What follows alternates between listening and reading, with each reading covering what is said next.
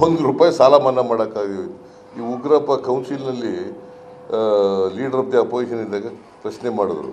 ಸಾಲ ಆಗಲೂ ಬರಗಾಲ ಇತ್ತು, ಬರಗಾಲ ಇತ್ತು, ಸಾಲ ಮನ್ನಾ ಮಾಡಿರಿ ಅಂತಂದರೆ ಯಡಿಯೂರಪ್ಪ ಉತ್ತರ ಏನು ಗೊತ್ತಾ, ನಾನು ಏನೋ ಈ ವಿರೋಧ ಪಕ್ಷದಲ್ಲಾಗಿ ಹೇಳಿದ್ಯಪ್ಪ, ಈಗ ಮಾಡೋಕ್ಕಾದ ನಾ ಏನು ನೋಟ್ ಬಿಟ್ಪಡೋದು ಮಿಷಿನ್ ಇಟ್ಕೊಂಡಿದ್ದೀನ ಅಂತ.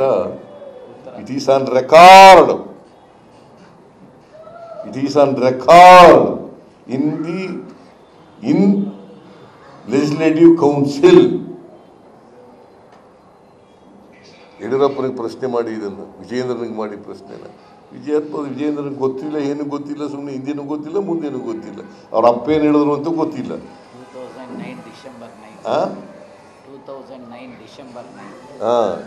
2009 December 9th December 2009 it is on record. ಸುಮ್ಮನೆ ಏನೋ ಬುರುಡೆ ಹೊಡಿತಾರೆ, ಸಾಲ ಮನ್ನಾ ಮಾಡಿ.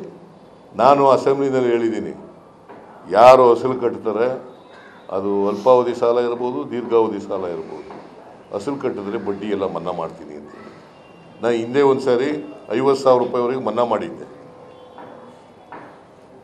ಎಲ್ರಿಗೂ.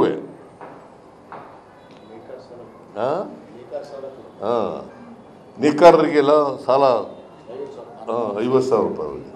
ಆಮೇಲೆ ಈ ಮನಮೋಹನ್ ಸಿಂಗ್ ಅವರು 72,000 ಕೋಟಿ ಸಾಲ ಮನ್ನಾ ಮಾಡಿದ್ರು. ಇವ್ರು ಏನು ಮಾಡಿದ್ರು, ಯಾವಲ್ಲಾರು ಮಾಡಿದಾರ? ನರೇಂದ್ರ ಮೋದಿ ಆಗಲಿ ಯಡಿಯೂರಪ್ಪ ಆಗಲಿ ಮಾಡಿದಾರ?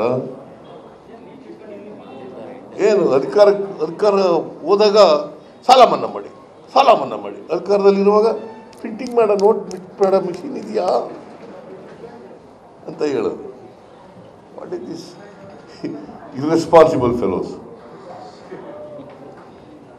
ಸೊ ಇದು ಮನ್ನಾ ಈಗ ನಾವು ಮಾಡಿದ್ದೀವಿ.